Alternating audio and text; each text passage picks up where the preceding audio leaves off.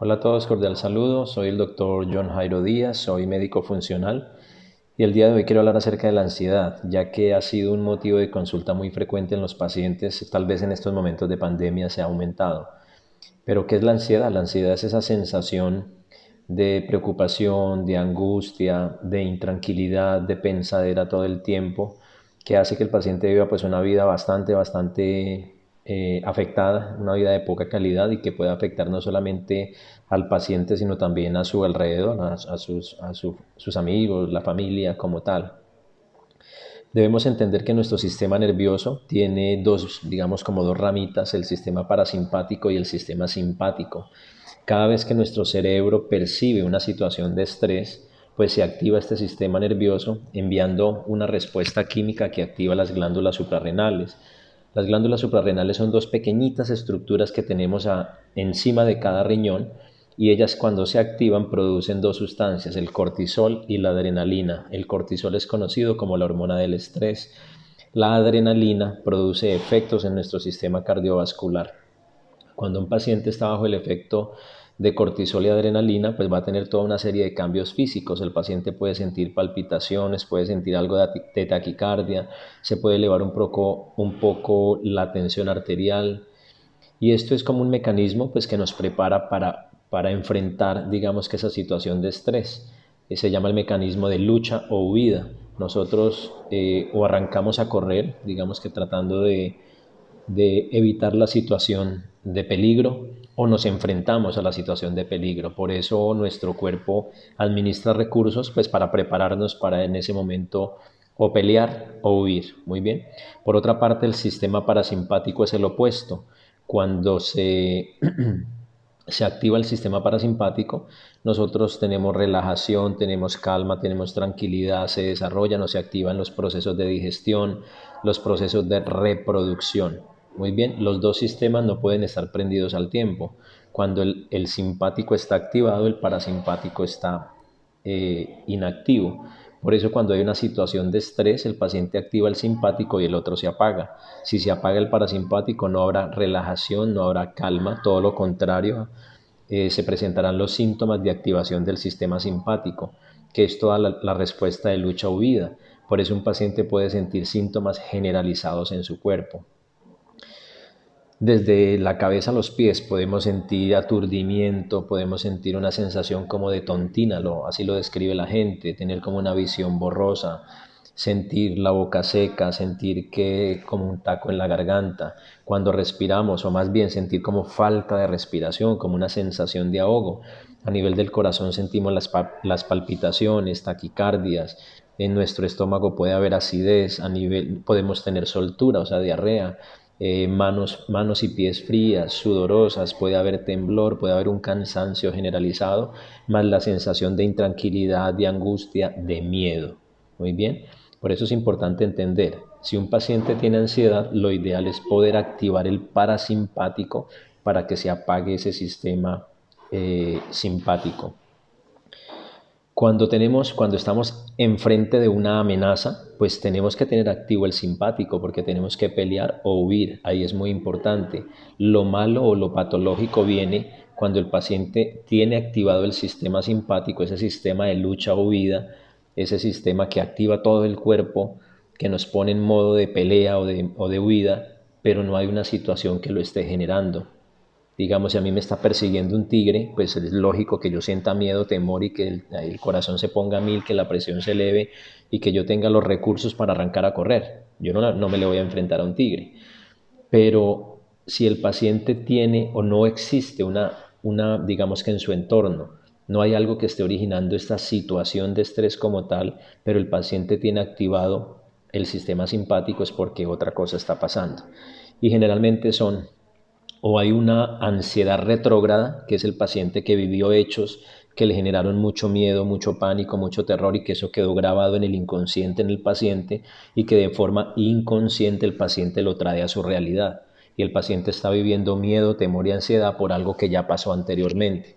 O está la ansiedad que es anticipatoria y es el paciente que empieza a sentir todos estos síntomas de intranquilidad, de nerviosismo, por algo que tiene más adelante, por ejemplo, una tarea, o sea, en el colegio, una presentación, hablar en público, o porque va a volar en avión, bueno, situaciones que pueden generar en cada paciente ansiedad, pues el paciente la empieza a vivir desde tiempo antes. Eso se llama ansiedad anticipatoria y empieza a sentir todo ese tipo de intranquilidad. Muchas veces el paciente le consulta a uno porque siente todos este tipo de síntomas. El paciente incluso llega intranquilo, llega acelerado, llega nervioso, llega con las manos sudorosas y el paciente no sabe por qué lo está sintiendo. O sea que ya hay algo en su sistema, en su mente, que le está originando esas respuestas, que está activando, digamos, continuamente el sistema de lucha o huida. Un paciente, quien está estresado todo el tiempo, quien está en esta situación de ansiedad o nerviosismo, es muy frecuente que haga insomnio. El paciente no duerme bien. Y si el paciente no duerme bien y así pasa mucho tiempo, digamos que un tiempo considerable, es un paciente que finalmente va a terminar en ataques de pánico.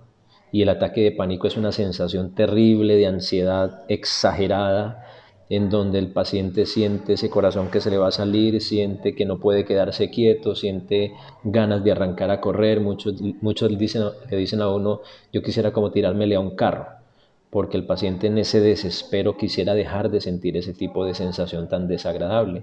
Esos son los ataques de pánico. Bueno, lo importante es poder tratar al paciente, que existe tratamiento, se pueden mejorar las cosas y debemos empezar desde cosas muy básicas, porque por ejemplo, hay comida que estresa, hay comida que aumenta la ansiedad, el consumo de alimentos que tienen respuestas de elevación de la insulina. La elevación de la insulina finalmente hace que se eleve el cortisol. ¿Se acuerdan que les hablé? El cortisol es una hormona que se produce en la glándula suprarrenal, es la hormona del estrés. Y si el paciente está elevando cortisol, el paciente va a sentir más ansiedad, más nerviosismo y más preocupación. Entonces, si consumimos alimentos como dulces, azúcares, gaseosas, tortas, bizcochos, postres, frituras, pues el paciente va a sentir mucha mayor ansiedad. Deficiencias de, por ejemplo, la vitamina D3, que nuestro cuerpo la produce cuando estamos expuestos al sol. Existe una deficiencia de vitamina D en la gran mayoría de población y supongo que con este confinamiento en el que estamos en este momento por la pandemia, pues va a aumentar los déficits de vitamina D. La disminución de vitamina D3 puede llevar a un paciente también a depresión. Por eso hagan lo posible, así estemos en confinamiento, en algunos momentos del día salgan a la ventana y traten de recibir un poco el sol. El déficit de vitamina B1, el déficit de zinc, los déficits de omega 3, por ejemplo, hacen que el paciente sea más propenso a sufrir también de ansiedad y sufrir de depresión. Entonces debemos tener esos alimentos incluidos dentro de la alimentación. Lo que son los probióticos, casi lo olvido. Los probióticos son microorganismos que no son de nosotros, pero ellos viven dentro de nosotros en el intestino, en la flora intestinal, en las áreas, digamos que en las mucosas, en la vía respiratoria, bueno, en muchas partes tenemos nosotros microorganismos, pero la flora intestinal es tal vez la más importante, la que tiene que ver mucho con la producción de neurotransmisores. Los neurotransmisores son sustancias que se comunican entre diferentes áreas del cuerpo. Por ejemplo, la serotonina se produce en más del 90% a nivel de nuestro intestino y esa serotonina va a actuar en diferentes células, principalmente en nuestro cerebro. La serotonina es la que nos brinda calma, tranquilidad. Si un paciente tiene déficit de serotonina, pues ya sabemos que va a tener intranquilidad y puede llegar a tener incluso depresión. Muy bien.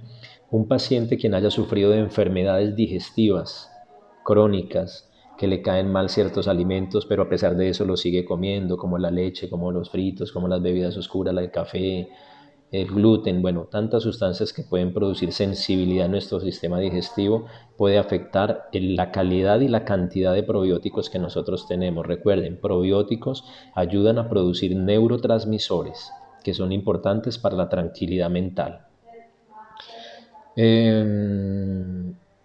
Les hablaba de enfermedades digestivas, gastritis, colon irritable, sobrecrecimiento de bacterias en el intestino delgado. Todo esto puede llevar a permeabilidad intestinal, todo esto puede llegar a que un paciente afecte su calidad de flora intestinal. Por otra parte, el uso de antibióticos, que muchas veces desde niños nos vienen dando antibióticos a veces sin necesidad.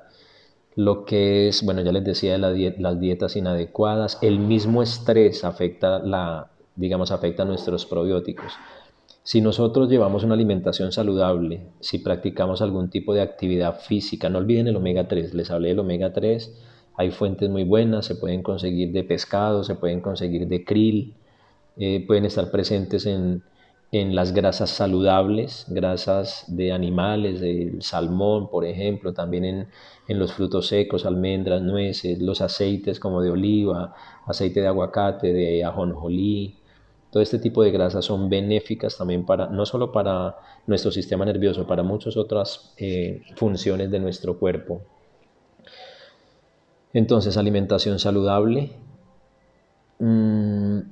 deporte varias veces en la semana, ojalá a diario, deporte de baja intensidad. Si se hace deporte de alta intensidad, el paciente se estresa más. Bueno, su sistema nervioso se estresa más, produce más adrenalina, que nos va a llevar a tener más intranquilidad. Muy bien. Recuperar el sueño es muy importante. Recuerden que muchas veces es el sueño el que lleva estrés. Y si el paciente tiene estrés, produce más insomnio. Y si hay más insomnio, o sea, se vuelve un círculo vicioso. Un paciente que no duerme bien, un paciente con insomnio, es un paciente que no va a mejorar la ansiedad. Muy bien. Hay que aprender técnicas de manejo del estrés. Técnicas que nos ayuden a conectarnos con el yo interior, con esa parte interna que nosotros tenemos, con ese inconsciente, que es el que de cierta forma maneja nuestras emociones. Debemos ser nosotros más conscientes en ese momento de aprender, enseñarle a nuestro cerebro a desaprender ideas negativas o recuerdos negativos que tiene y a que aprenda cosas positivas. Y eso lo logramos mediante la meditación, que lo podemos hacer por el mismo deporte, sirve para hacer meditación, lo que es la oración, lo que son los propios ejercicios de respiración, de meditación, perdón, que los podemos encontrar por internet, ejercicios de respiración consciente, técnicas como el yoga, como el qigong, como el tai chi. Existen muchas técnicas de cuerpo-mente para ayudar a estos temas de ansiedad. Muy bien, recuerden entonces, podemos empezar a utilizar la vitamina B1, que es la tiamina, podemos utilizar suplementación con magnesio, podemos tomar omega 3. No olviden que todas estas recomendaciones, la vitamina D, todas estas recomendaciones deben ser siempre digamos que tomadas junto con su médico. Espero que esta explicación haya sido un poco orientadora, que les haya gustado. Por favor, cualquier inquietud, cualquier duda, déjenme su comentario, trataré de responderlo tan pronto pueda. Se pueden comunicar con nosotros para mayor información, para consultas al 314-368-4994. A todos mil gracias. Chao.